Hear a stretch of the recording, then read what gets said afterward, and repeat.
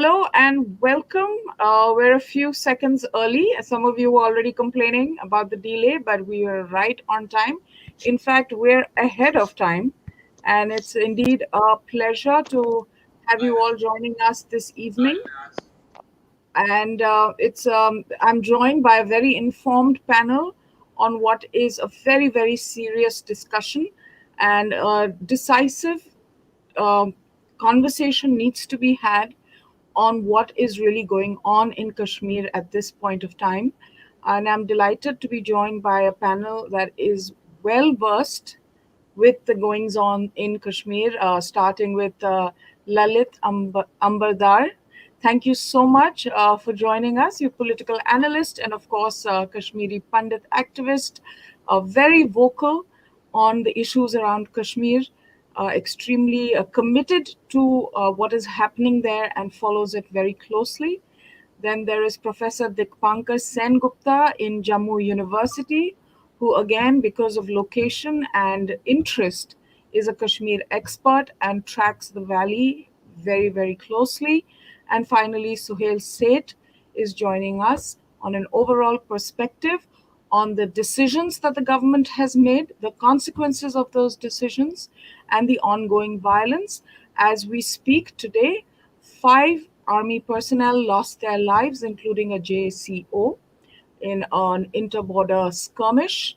And of course, we're well aware of the violent killing that took place in the last week, which included the Sikh teacher, the Hindu pharmacist, the Bihari migrant worker who was selling golgappas on the street, targeted killings that have finally probably brought us to a new point in Kashmir after 1990. So, Lalitji, let's start with you, of course. I mean, you know this subject intimately, and I just want to get a sense from you on what is going on in Kashmir. Well, I believe this is not just, as is being said, it's as if renewal of the terror in Kashmir. I firmly believe it's the continuation of jihad that began in 1918 and 90, Kashmir Jihad. And its first victims at its advent were Kashmiri Hindus, aborigines. And what were the tools of genocide used? Rape, gang rape, murder, and mass murder. And there has been a lull during these 3 decades, periodical lulls, and I call them strategic lulls. One lull came when Musharraf and India were in talks to resolve Kashmir. It wasn't as if he was doing us any favors. I also believe ISI is the most efficient espionage agency in the world today. And their ISPR, the most efficient lobbying agency and public relations agency. They know how to enlist, how to get these MPs and senators involved and take them on board, and they do this anti-India propaganda. Now, when they were doing it, during the Musharraf, and I feel so sad, some of the analysts, some of the renowned analysts of India, they also keep on telling us, yes, that was the golden period when Musharraf was the president, because he had pledged he won't let it go. The issue was they were wanting India to bend.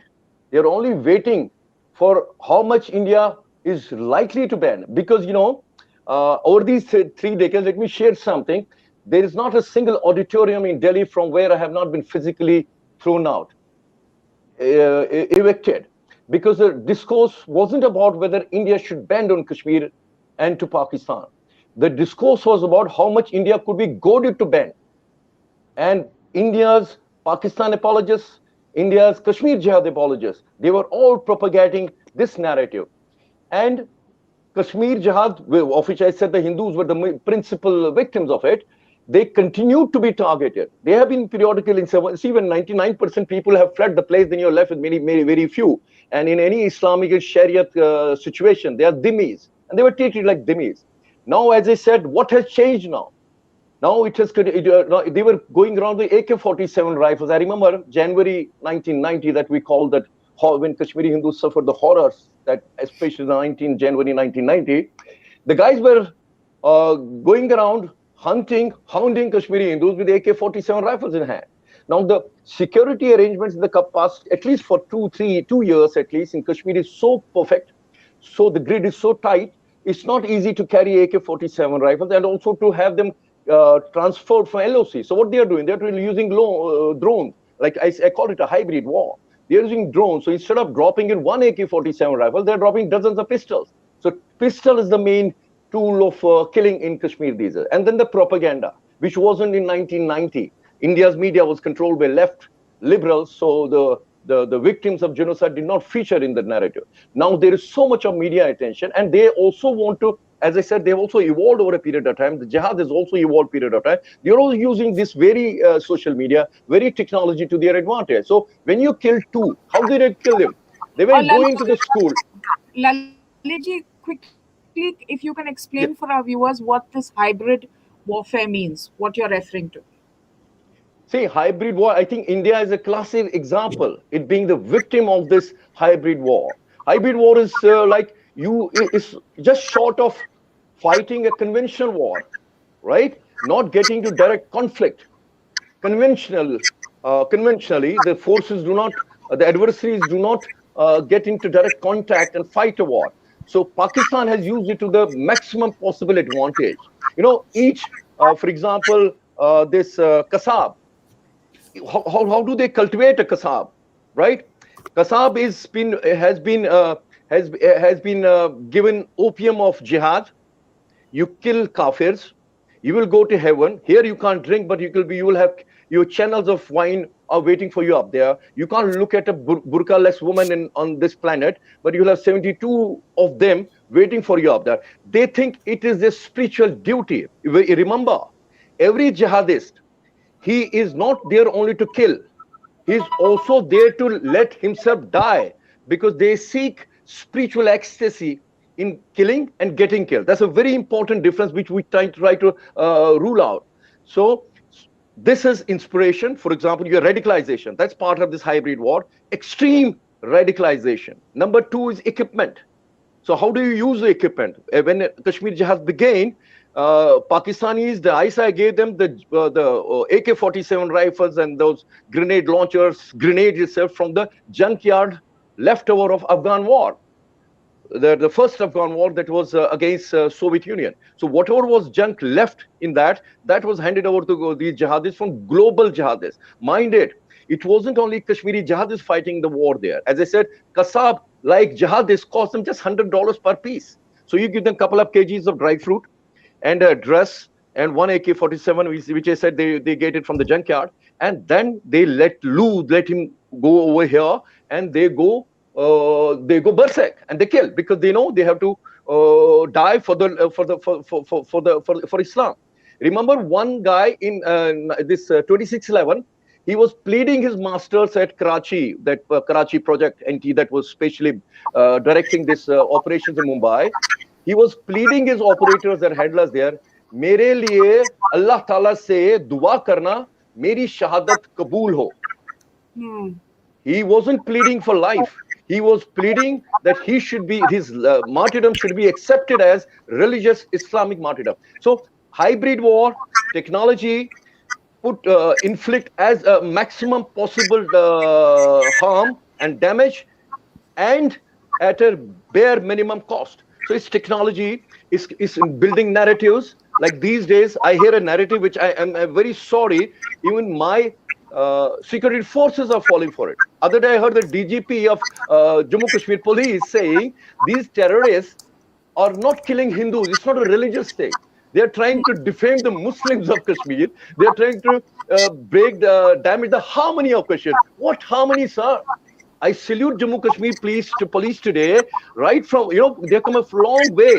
In January, when this coward chief minister of the then chief minister, Farooq Abdullah, he fled on that, he abdicated his responsibilities and fled on 19th of January 1990, leaving Kashmiri Hindus at the mercy of those the AK-47 wielding jihadis.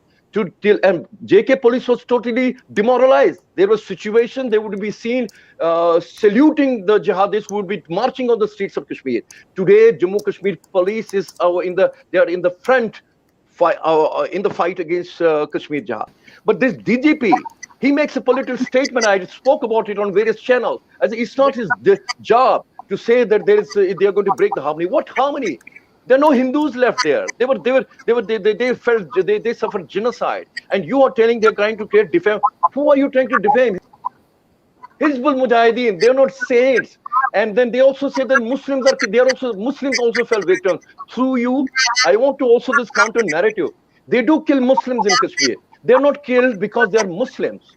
They are killed because they do not regard them as Muslims, because they have some kind of connection with the state of India. They also regard them as kafirs. Lieutenant Fayaz, my hero, Lieutenant Fayaz has to die because they regard him as kafir. And Shias, of course, are always kafir. Yesterday, Taliban in Kabul, 100 Shias, and I've been following in the past 1 year.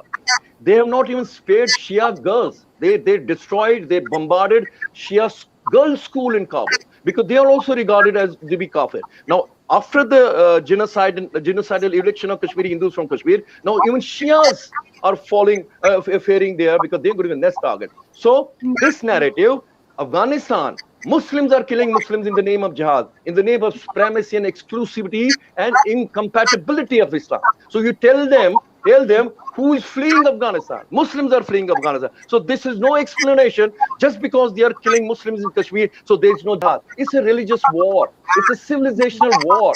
यहाँ क्या चलेगा निज़ाम मुस्तफ़ा कश्मीर में रहना होगा अल्लाह अकबर कहना होगा. That says it all. If you want to live here, तुम्हें अल्लाह अकबर कहना होगा. So we have suffered it. I'm glad now you are with me. 32 years ago, I was alone. Now India speaks for us. But I also want the North Bloc here, and BJPs and RSS's, Jammu Kashmir Parivar, not to mislead Narendra Modi. They are showing them, everything is okay there. It's not. It's not. I've been talking about it. They better take cognizance of it. This jihad is going to spread into Jammu. I've been talking about it for a long time, and I will not be surprised. God forbid, you will see Fidayeen attacks in the rest of India. Because other day, the Anas Haqqani, you know what the statement he made? Again, it's part of hybrid war. Nobody took notice of it. He made a small statement tweet. Today, we paid obeisance at the mazar of Mahmud Ghaznavi, who spread Islam from Ghazni and broke the idols of Somnath. What is the message he was giving? He was giving a message to Indian Islamists. Here we are, with what we began 1,000 years ago, that is still live. And don't forget, the longest ongoing war in the world is 1400 years old, Shia-Sunni war. And they don't spare their own who follow the same book. And they're not going to spare you, me, because we are as it is kafirs for them. A strong opening, Laliji, as expected. I want to ask Suhel now. Suhel, why do you think that, like Laliji has pointed out, and some of our viewers are also saying, why have we not been able to effectively communicate the true nature of this conflict? And why is it always, cloaked in some sort of identity as political identity, etc., but not recognized for what it has been in its inception, which was really a cleansing of Kashmiri Pandits or Kashmiri Hindus from the valley, and was religious in its tone? So, three or four things. Number one, I'm taking off from where Lalit left. The Indian government, by and large, and successive governments have one common theme. When confronted, they're either silent or in denial. And successive governments have been in denial over the real issues of Kashmir. What are the real issues of Kashmir? There is a religious play, and there is a play from across the border, which stokes religious divisiveness through terrorism. So it terrorizes people who don't practice Islam, or people who practice Islam but are generally Islamist in the sense that they are secular. They believe that all religions must thrive. So Pakistan has been playing this game, and as Lalit mentioned, I've been saying this ad nauseum. Successive governments of India have failed to lobby, have failed to create a narrative in the Western world. The Western world sees Pakistan as victims and we as perpetrators. It's the other way around. And everyone loves a victim. Pakistan continues to play the underdog whilst harboring terrorists, including bin Laden. After 26/11, when we had all the dope, what happened? What condemnation globally was made of Pakistan? Nothing. People have forgotten. People, oh, these are non-state actors. What the hell does non-state actors mean? If the state is harboring an Advaita or a Suhel who are planning to unleash an attack on another country, how does it matter whether we are non-state or state? Those arguments are stupid, and those arguments are there to cover your diplomatic weaknesses and your diplomatic inadequacies. The third, we have not taken the economy seriously in Jammu and Kashmir. Successive chief ministers have been robber barons as far as I'm concerned. They've been bandits. They have stolen money. They have cheated the people. The people's aspirations have been run amok. You always had for the last 20 years the divisiveness between Jammu and the valley. That divisiveness has become more pronounced because the BJP, in its wisdom, has said that, look, why should the Hindus suffer? My question is, why should any state person of Jammu and Kashmir suffer? See, Advaita, the thing is, the moment you make it a religious battle, you will never be able to win. Because one religion will lose, one religion will win. It will always happen. Even the exodus of Kashmiri Pandits, and then your desire to call the Kashmiri Pandits back and say, oh, we will create enclaves for them. What were you doing? You were actually supporting and fostering ghettoization of people who actually should have belonged anywhere in the valley. So I feel. No. 1 minute, Lalit, I didn't interrupt you, so give me that decency. Yeah, please. Okay. So I genuinely believe that, and the other thing is, we have more experts on Kashmir than we have functioning traffic lights in our country, because people then examine it through the prism of what they want to achieve. How many people have made money from being experts on Jammu and Kashmir? We in our country supported the Hurriyat. When that joker Gilani wanted an operation done and surgery done, he was flown at the cost of the state. You were playing a double game without even knowing how to play a single game. So you have played into the hands of people who want instability. So my belief is as follows, and I will end here. Number one, you have to revive the economy, and that economic revival has to be bottom up. Please don't tell us that, oh, Shikara owners are now making money, tourism is back. Rubbish. You have to revive the economy from a fundamental basis. And when I say fundamental, both in Jammu and Kashmir. Number two, you have to change the narrative in the West. If you can't influence that narrative, then you don't deserve to be in the business of government. Number three, you've got to create leaders who are genuinely for the welfare of the people of Jammu and Kashmir, rather than mukhotas or, brand ambassadors, as it were, because that's also not working. Yeah, now Lalit, now interrupt. Go right ahead. Thank you. With due regards to you, I think I do not agree with you on a couple of points. I need to mention that. As far as Jesus said, it's not a religious war. It is indeed religious war. And remember, what happened on 14th of August 1947? 14th of August 1947, now India let me interrupt you. No. I did not say it's not a religious war. I said you cannot win a religious war. They have made it into a religious war. One religion will win, one religion will lose. That's my point. That's what I said. But it indeed is. In fact, what you said just now, Sir Syed Ahmad in 1888 said the same thing. Hindus and Muslims cannot live together. In order to live together, one has to vanquish the other. And that's what culminated into 14th of August 1947, which I called a great betrayal. Millions of India-born Indians. What are your solutions? You're the expert. No. You cannot have a solution unless you understand the problem. What I say, because Kashmir problem is the continuation of what we suffered on 14th of August 1947. That's what I say. Millions of India-born millions, they betrayed their motherland in the name of Islam, in the name of two-nation theory, supremacy and incompatibility of Islam, and followed Jinnah and created Pakistan or dead bodies. It wasn't division of India, it's a division of humanity. So Kashmir continues to be part of that. Pakistan's claim on Kashmir is same, that it's an unfinished agenda of that very bloody partition. So we have to acknowledge what we have on hand is a civilizational war, and it has to be targeted. See, you talked about Hurriyat being patronized with the government of India. Hurriyat's office in Malviya Nagar, Delhi was inaugurated by somebody who rose to become the Prime Minister of India in next 2 years. You talked about after 26/11, our approach to Pakistan is, Manmohan Singh said, after 6 months, Pakistanis are men of peace. So we have never been able to, because we never wanted to acknowledge what we have had. You said denial. That's the denial. Unless we understand what we have on hand, we'll not be able to address it. Kashmiri Hindus genocide. See what's happening. They are, as you said, this creating colonies. It's not my agenda. My agenda is, number one, government of India has to formally acknowledge what Kashmiri Hindus suffered was genocide, because India is one of the signatories to UN Convention on Genocide.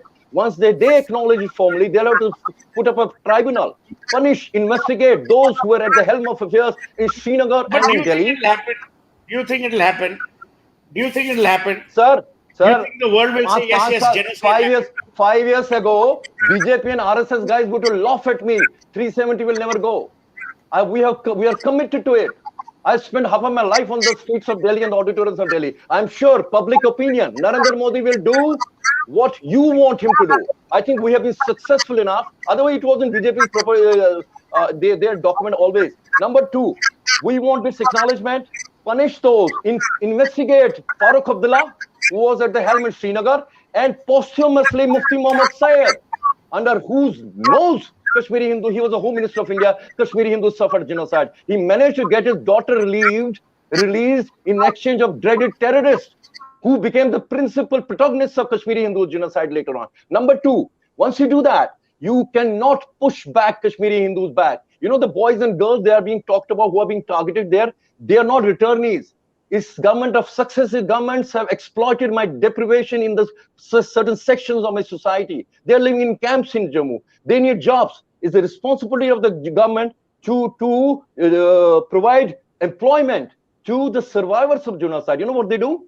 They send them back to the very villages and towns of Kashmir from where their parents and rest of the family was evicted 30 years ago. It's refoulement. It's a crime. Indian government doesn't want to recognize it's a genocide because they will have to get the backlash from UN. So why should Kashmiri Hindus be used as guinea pigs in India's continued secular experimentations in Kashmir? I don't want to be living in the neighborhoods of Muftis and Abdullah. No, not at all. They close their doors or windows on Kashmiri Hindus when they're being hounded out by jihadists. You know, we didn't live in ghettos there. There used to be one family in a mahalla of 100 Muslim families. Nobody had audacity because they were all mixed. They were all into it.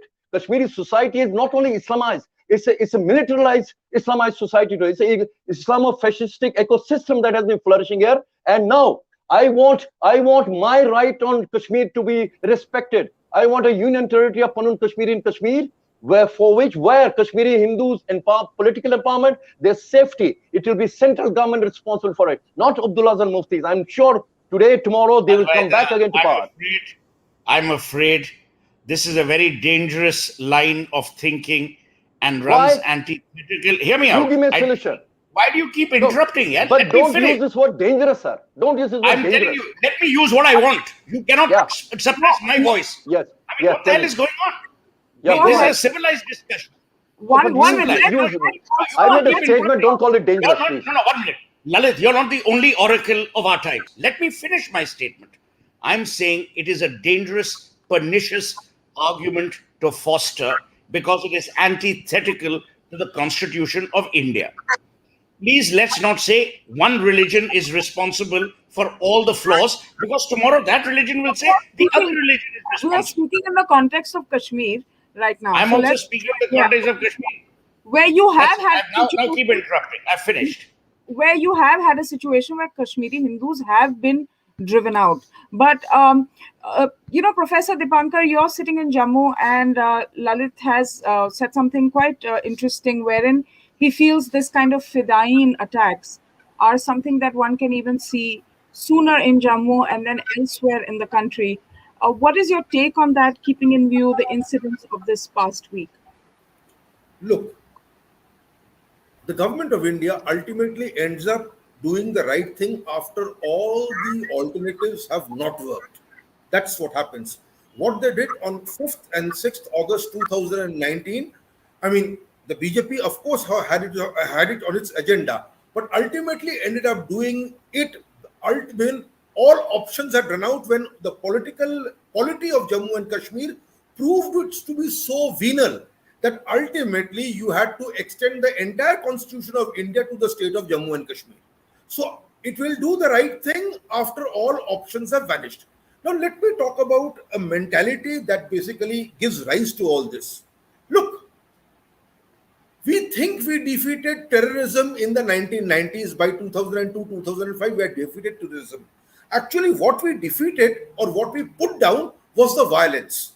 But if you look at the valley, there were only few shades of opinion, and these shades of opinion were various forms of separatism. So you could be a mild separatist, you could be a die-hard separatist. So you had debate between the various shades of separatism, and somewhere down the line, people thought, okay, let them talk. We will basically incorporate them in.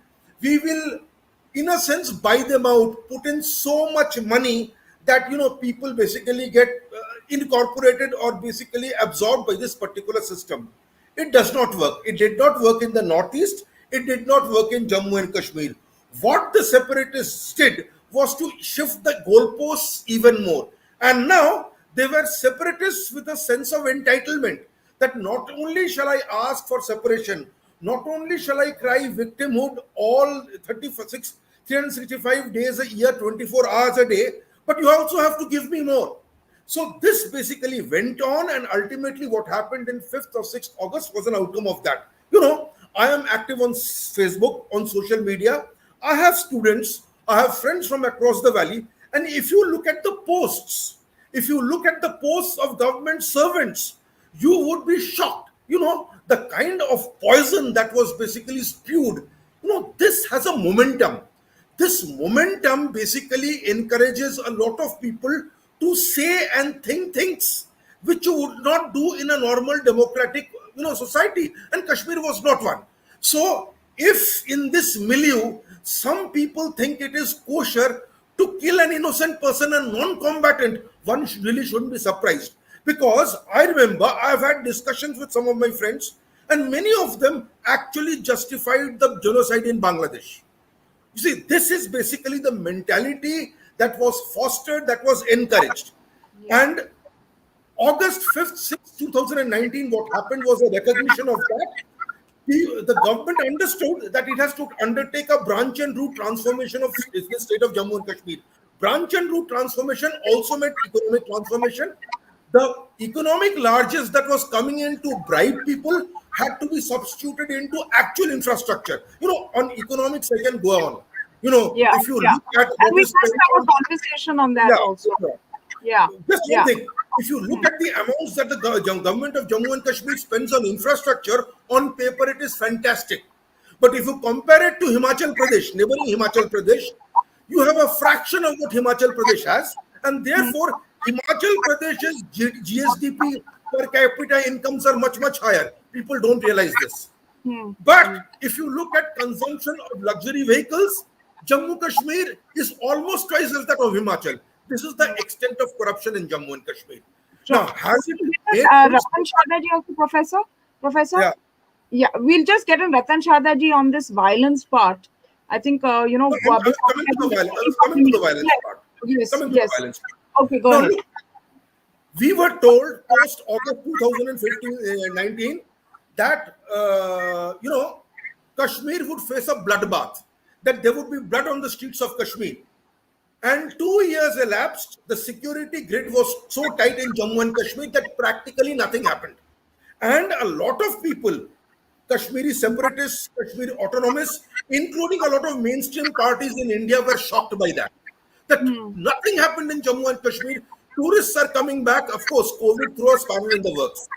Now what they undertaken is the following. They are now undertaking these high-risk operations where they are cannibalizing their own resources, because the moment they do something like this, the security agencies know, and already one of them has been neutralized. They're also trying to basically send people, and these people, the terrorists who came in, who are being now encountered, came in through Punch. Now, the Punch border, the LOC, is extremely difficult to govern because it's mountainous, it's forested. So that part of that LOC is extremely difficult to seal off completely. People come in, people get neutralized. In this unfortunate incident, some Jawans have also died. But these Hostilize, yes. characters will be taken off. Will be taken off without any problem at all. So it is actually a measure of desperation that you see that leads the terrorists to do all this. But no, one thing I will say this. While I think, Amberdar say yes. that people who were Muslims who were killed, the terrorists don't see them as Muslims. But the fact is, the Jammu and Kashmir police, the Jawans of Jammu and Kashmir, and these people who are dying, they see themselves as Muslims. They see themselves as part of doing a holy duty whereby the Indian state, its democracy is respected. And if we do not recognize that, we will be doing great injustice and we will be doing terrible harm to the people of Jammu and Kashmir. I Right. understand Mr. Amberdar where he comes from, Absolutely, absolutely, yes. but we are afforded that particular distance. And if we don't make that distinction, then I think it is shameful for us. Ratan Sharda ji, sorry to keep you waiting for so long. I know that you wanted to speak when Suhel and Lalit ji were also having their face off. So please come in with that point, and then, of course, what else you need to say. You're on mute. I'm just going to unmute you. Advaita, thanks for inviting me, though I'm very late in the meeting. But main point, I was very hurt, saddened by the kind of invectives and harsh language used by Suhel Seth and also by Amberdar, both are my friends. When we have a tendency of going to the extremes, we swing from one mood to another mood. When Kashmir looked normal, Valley looked normal, we were all celebrating saying, "Sab theek ho gaya." But if you remember from day one, what I have been saying is that it will take time. It is 70 years of radicalization, at least from 75, radicalization was huge. From there on, we are trying to reverse a trend where we are trying to win over people, two generations who never saw Kashmir free, which never saw Kashmir without military, and whether never saw the kind of security without that kind of security, and not many people were there, and they had a very enclosed, very close type of society. From there, this government has, when they removed, nullified Article 370, everyone was very happy. When situation was turning normal, everybody was happy. But we must never forget that for Pakistan, it's a jugular nerve. They cannot live without Kashmir being on boil, and they will do everything to make the situation difficult. By these 2-3 days of incidents, suddenly we have lost our all hopes. We have suddenly become pessimistic. We have suddenly started questioning government. The main issue is that if you look at what has happened, the urge with which every Kashmiri Hindu wanted to return to Kashmir, people all over India, people are challenging government why it is taking time to resettle Kashmiri Hindus back in Valley. We will realize that this was precisely the reason government was going slow. So this emotional approach every time doesn't work. We have to be realistic. Now, I didn't want to get into history, but somehow I must get into history because Mr. Suhail had raised a lot of issues. And he was, very harshly trying to claim that the government doesn't know what's happening and we should not talk of religion and all that. And Amberdar very rightly said that basically it's a religious issue. Welcome, Suhail. I thought you left. Welcome back. Okay. So point is, 1931, Sheikh Abdullah started the first rebellion and it was called Muslim Conference. And it did all kind of horrible things to Hindus at that time, though not many people know, and many people left at that time also. This same Muslim conference, when Sheikh Abdullah found that it can find better place, he can find better place in the national polity and get French Nehru and Gandhiji. He had communist advisors to convert that into national conference and try to pose himself as a nationalist Kashmiri. That is point one. Point two, he was imprisoned for his attempt at destabilizing the government of Maharaja of Kashmir. And then Nehruji wanted to become his lawyer. He wanted to enter Kashmir and he was not allowed to enter Kashmir. He was detained and sent back. He said, "Main dekh lunga." That sense of animosity for Maharaja saw that the accession took a lot of time. And unless Sheikh Abdullah reinstated, it will not happen. We know that history. But what we don't know is that radicalization of Kashmir Valley started, although I said Sheikh Abdullah is part of that game, but 75 onwards, Saudi money came and radicalization became very huge. Each mosque used to get 1 lakh rupees. People started wearing uncha pajama and lamba coat, which is not typically a Kashmiri dress, and they were rewarded. And we also saw that successive governments so afraid of to be on the right side of people, they gave money separate to separatists, terrorists. You know that many separatist Kashmiri and the Kashmiri politicians have huge bungalows in Delhi, not in Kashmir. They have a luxurious life. Their children study outside while they put others to cross others to on the extremist path. Unless we recognize this, it will not be solved. And this behavior of Sheikh Abdullah, what did he said? What was Praja Parishad doing? What RSS was doing at that time? They said 370 is wrong. We want Jammu Kashmir to be at par with every other state. And Sheikh Abdullah called that particular agitation communal and called him secular. So when you ask for spacious status because you are a Muslim, because the state has Muslim majority, you are supposed to be secular. And those who wanted same constitution for Jammu Kashmir, they become communal. And that narrative is still carrying on. And we still believe that narrative.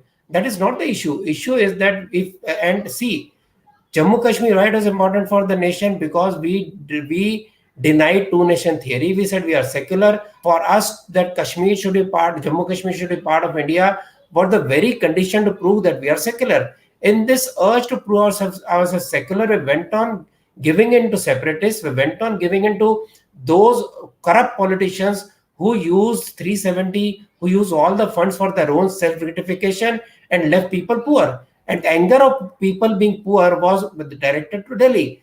The entire political approach was so wrong. And that is why this scenario was saw there was injustice with women, Dalits, with Gorkhas, with Jammu, with Ladakh. So this injustice was never seen. And it was believed that Kashmir Valley, these 6 districts where there was a residence represented entire Jammu Kashmir. UPA, the committee which was formed by UPA, they went and met Kashmiri politicians. They were never met Ladakh people. They came to Jammu only once and just gave 5-10 minutes to Jammu people. So if you believe Jammu Kashmir, Ladakh was one state, why was all the weightage given to Kashmir Valley? And if you remember even the delimitation, the lower population of Kashmir got more seats. So Chief Minister will always be from Kashmir Valley.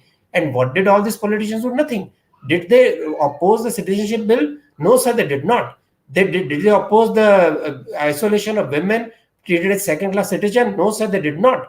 Despite all this, we claim it is not a religious issue, and we are not ready to address that. And see, I have met young generation of Kashmiris. They are fed up of this politics. They are fed up that Hindu-Muslim issue. They want development. They have seen what is happening on the POJK side, and we don't highlight that. They know that our future is with India. There will be some political posturing. There will be there are more new political parties coming on. When people questioned me in the earlier debates, what will happen? The so-called mainstream politicians are arrested, and who will run the politics? You say new parties are coming up, youth are coming up, new combinations are coming up. Let us be patient. Let us not be in a hurry. Let us not be in a sentimental mood, emotional swing. Say kuch nahi kiya, barbad ho gaye, वापस से पाकिस्तानी आ गए. It's a protracted war.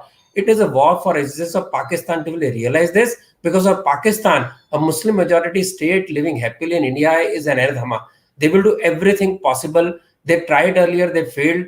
And this attitude of treating everybody cut gloves and not giving them right space, and not giving the right space to people who believe in the integrity of Jammu Kashmir with India, that is our problem. And disbelief in the government's work, which has taken huge risk and huge courage to do it, and not allowing it time, I think that is where we fail the government of India. Yeah, absolutely. And Professor, I want to ask you this question. There has been this exodus of Kashmiri Hindus from the valley. And certainly Lalit Amberdar is somebody who has experienced that, knows a lot of people who is very passionately involved. And yet we are shaken up when he speaks emotively. And on the other hand, the actual act of what happened to Kashmiri Hindus 30 years ago is something that we cannot countenance and even articulate or, bring to the forefront without being accused of being communal for doing that. I'll just add one minor point before Professor comes in. Professor, sir, just a moment. the citizens of Jammu border areas and Kashmir were given guns to protect themselves. And what did this Valley politician say? They said it's very bad.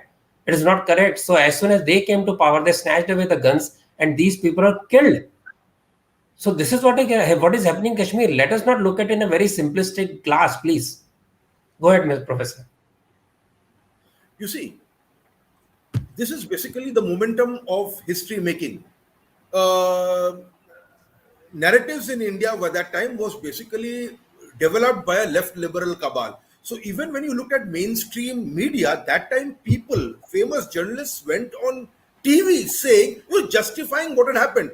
These people controlled everything, and therefore there's a natural outburst of anger, as a result of which all of these people had to leave.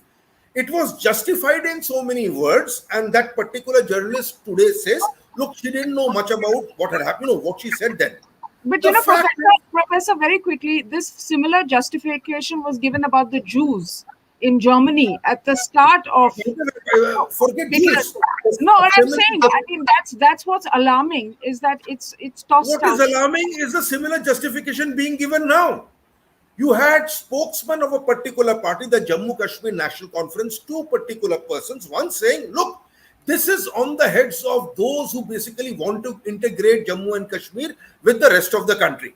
So it is this fear of being overrun by outsiders which has led to this particular act. So you're not saying that you're justifying it, but it's a wink, wink, nudge, nudge act.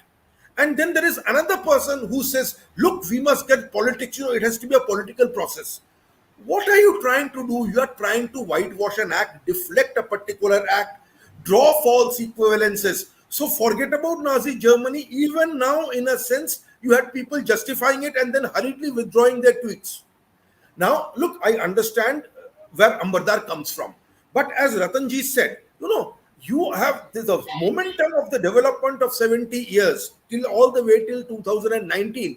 You now bring out a stopwatch and say, why hasn't this happened? Look, important things are happening in Jammu and Kashmir. Not as urgently as you think they would be, because it's not always possible that you get your gratification immediately. Gratification is not immediate, but things are happening. So, for example, that false distinction between overground workers and underground workers is being done away with. The government has also made it very clear that if you are a government servant and you use social media for a particular purpose, there will be a consequence. People have been removed from service. Government employees have been told, look, if your family members, extended family members are involved in questionable activities, we need to know. Now, this is something that is being done that should have been long time ago. See, what you did was the following. In the false hope that, you give people certain leeway, you give them money, they'll be bought over, that has proved to be false. It made a bad situation worse. It did so creepingly. It first created an atmosphere that things are going okay. And then when it came back with a bang, you were completely surprised.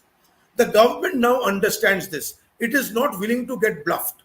But remember, at the same time, the persons who are leading this charge at risk to life and limb, members of the Jammu Kashmir police, are overwhelmingly Muslim. They see themselves as Muslim. They do not see this as a religious thing. They see it as a constitutional duty to uphold the Constitution of India. And that is a matter of pride for us, because that is the trust that they repose in us. And this has to be reciprocated. We cannot indulge in the emotionalism that some people do. Understandably, I don't begrudge them their emotionalism. They are immediately affected. I am not. I am basically quite safe in Jammu. My home is in Calcutta to begin with, so I know where to go. But these people have been uprooted in horrible circumstances, and for 30 years, they had no sympathy. You go to any part of the country and to talk to any intellectual, they would have said, "Hona hi tha." They controlled the economy. The usual Marxist claptrap, which is justified to, explain and provide justifications for things like this. That is what happened. For the first time now, there is a turning. Jammu Kashmir was initially autonomous, but it was unfree. Its people were unfree. today its autonomies are or its communities are getting empowered. Villages are being given power. The 73rd and the 74th Amendment are empowering communities. The Forest Act is empowering Gujars. By the way, who are the VDC members in Rajouri and Puch? It is the Gujars who are Muslims. And it was them, the governments of the day tried to target them. They are the ones who've led this fight back. So what's happening is you're first time empowering these people, you're giving them finances, you're giving them resources. That creates a lot of heartburn among the established political lot. So you think they're going to let go of this very easily? Very, very unlikely. What you are seeing are the throes of a dying order. Just throwing the throes of a dying order. Lot of justification will be given for a lot of things.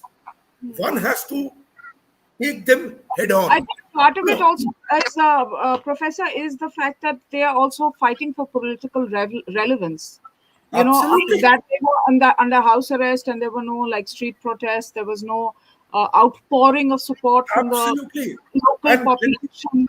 Is something that is very stark. let me point out one more thing.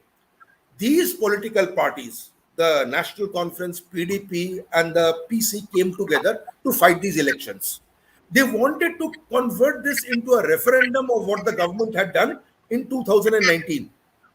They thought they would win the majority of the seats. They did not win the majority of the seats. They did not win the plurality of the votes either. So even when they came together, they will not be able to establish a majority. So that's, I think the popular vote is absolutely clear. If they tried to manipulate it for a particular political purpose, they failed. And this is heartburn that is being expressed from time to time, wishful thinking that is being expressed from time to time, and glee, hideous glee. And it is not just these people. You have, look at the editorials some of our intellectuals have written. You know, as in daring the government, what are you going to do? And it is this mindset that I find disgusting. It is this mindset I find it disgusting. You see, your frustrations, you thought there goes Jammu and Kashmir, but there is Jammu and Kashmir. And that frustration that your worst predictions have not been fulfilled leads you to do and say so many things that actually you reveal yourselves, nothing more. I think you're absolutely right. But coming back to this violence, Professor, you are in Jammu. What has Yeah. been the response to this violence at this point of time? When we were discussing this earlier, I had used the term alarming in our last session, and you said no, don't use that term. And I want to know why you felt that it shouldn't be used. See, yes and no. Alarming, yes. I mean, if this continues, we are in a serious. See, these incidents will keep on happening. But the question is, this was an act which wanted to instill fear. And I will say instill fear not just in the Hindus, but in the Muslims as well. You see, we control the night, we control Jammu and Kashmir. But my students, my scholars who are in Kashmir, went out that night, went to the gardens, etc. You know, what terrorists must not be allowed to do is to take away your life. They must not be able to take away your life.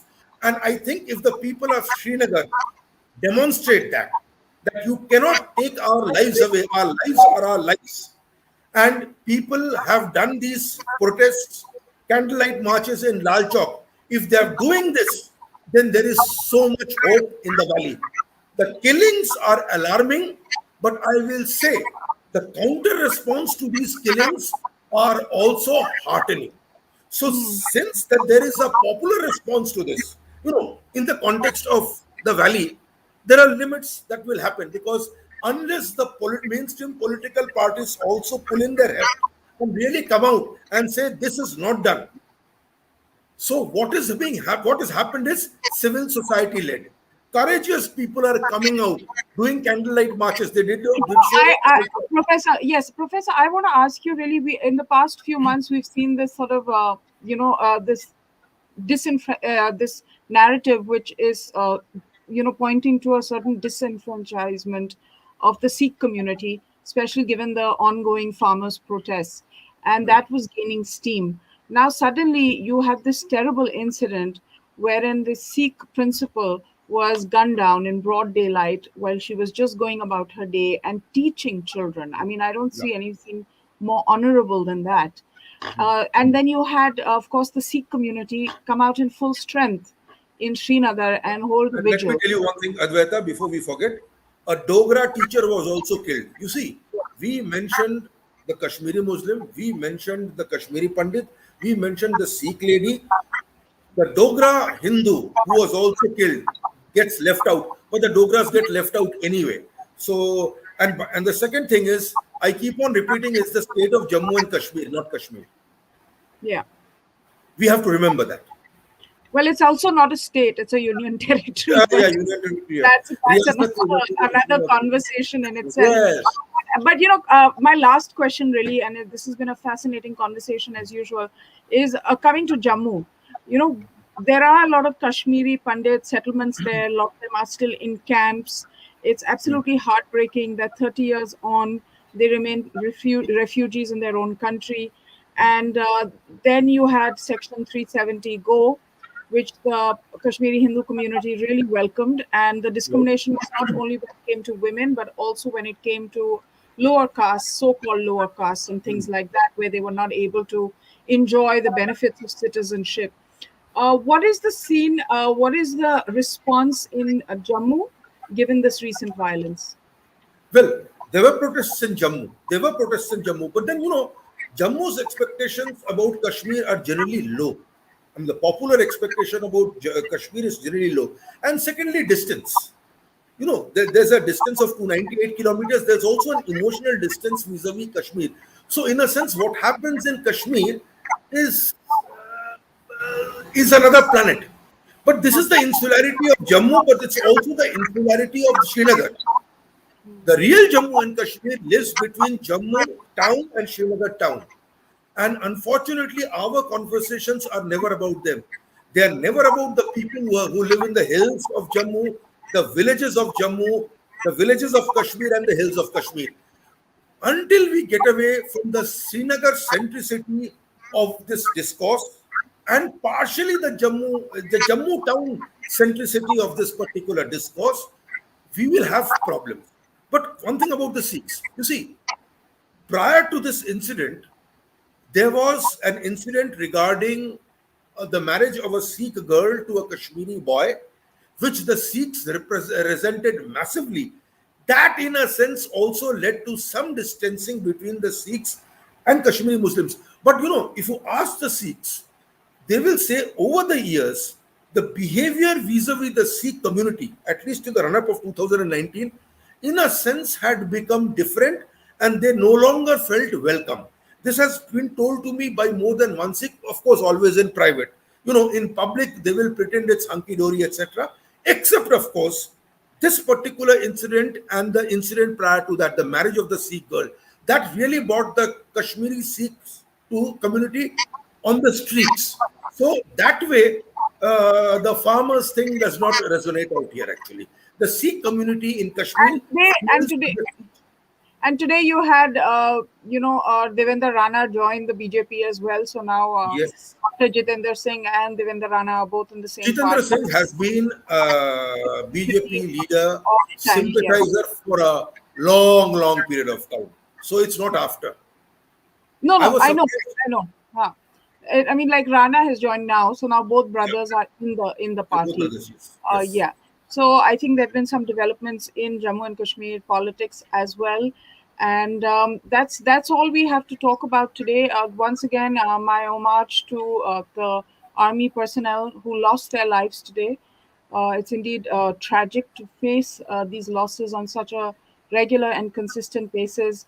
At some point, there is a need for a solution. But I think removing Section 370 was a huge step in that direction, and we'll just have to see. And I still believe, and like you said, economic prosperity, opportunities, infrastructure development, the fact that Himachal is way ahead as compared to Kashmir. All of these things have to be taken into stock, and efforts and energies put into that. And very rightly so. I think Ratan Sharda ji said that before he had to leave for a TV debate.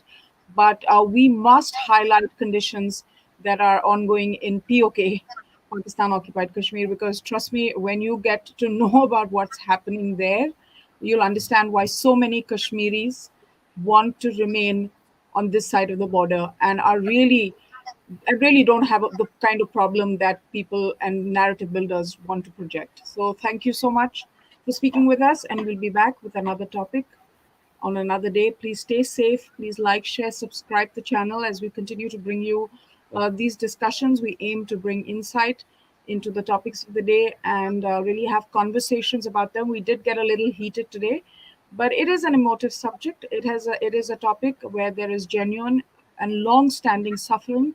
So it's quite natural that people will feel passionately about it. And in no way was there any attempt by anyone on this panel to minimize the grief, the trauma that the Kashmiri Hindu community has felt. So that's really all I want to say. And thank you so much for watching. Have a great evening. Have a good week. Stay safe. Stay masked.